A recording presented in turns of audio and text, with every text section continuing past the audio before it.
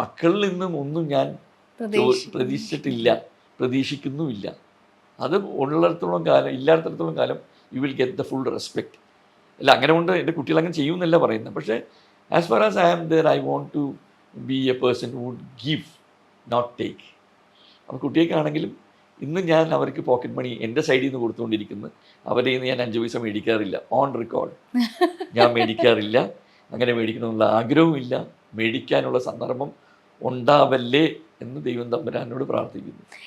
സാറിനെ പോലെ തന്നെ കഴിവുള്ള ഒരുപാട് പേർക്ക്, അതിപ്പോൾ പുതിയതായിട്ട് സിനിമയിലേക്ക് വരുന്ന യങ്സ്റ്റേഴ്സ് ആയിക്കൊള്ളട്ടെ, നമ്മുടെ മലയാള സിനിമയിൽ നിൽക്കുന്ന ക്യാരക്ടർ റോൾസ് ചെയ്യുന്നവരായിക്കൊള്ളട്ടെ, അല്ലെങ്കിൽ സപ്പോർട്ടിംഗ് റോൾസ് ചെയ്യുന്നവരായിക്കൊള്ളട്ടെ, അവസരങ്ങൾ വളരെ കുറവായിട്ട് തോന്നിയിട്ടുണ്ട്. അതായത് കഴിവുണ്ടായിട്ടും അവസരങ്ങൾ, അതായത് കറക്റ്റായിട്ടുള്ള അവസരങ്ങളിലേക്ക്, കറക്റ്റായിട്ടുള്ള ക്യാരക്ടറിലേക്ക് പ്ലേസ് ചെയ്യപ്പെടുന്നില്ല എന്നുള്ളത്.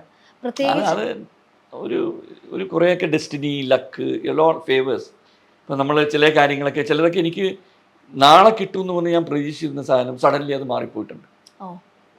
അപ്പോൾ അത് ഡെസ്റ്റിനി.